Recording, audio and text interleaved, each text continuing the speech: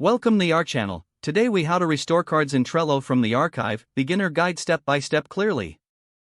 To restore cards in Trello from the archive, begin by opening your Trello board. Locate the menu on the right side of the board. In this menu, click on the More option. Next, select Archived Items from the drop-down list. You will now see a list of all archived cards.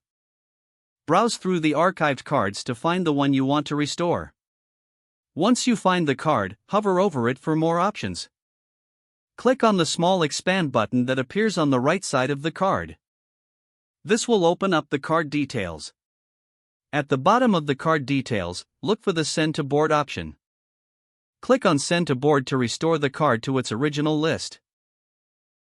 After restoring, the card will now appear in its previous position on the board. You can edit or move the card as needed after restoration. Repeat this process for any other cards you wish to restore from the archive. If the page does not load, refresh the browser or try again in a private or incognito window. Make sure you are using the correct email address, then retype it carefully to avoid small typos.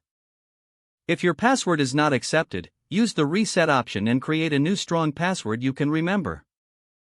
Check your spam folder for verification or security emails, then complete any requested confirmation. Enable two-factor authentication if available to improve account security and reduce unauthorized access risk.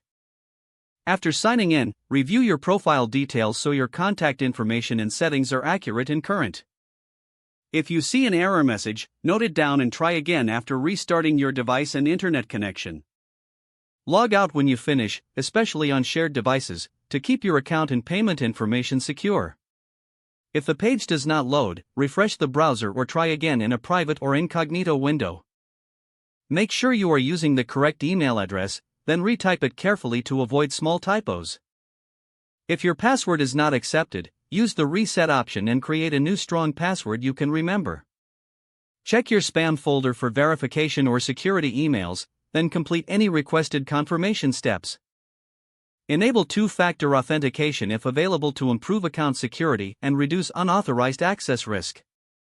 After signing in, review your profile details so your contact information and settings are accurate and current.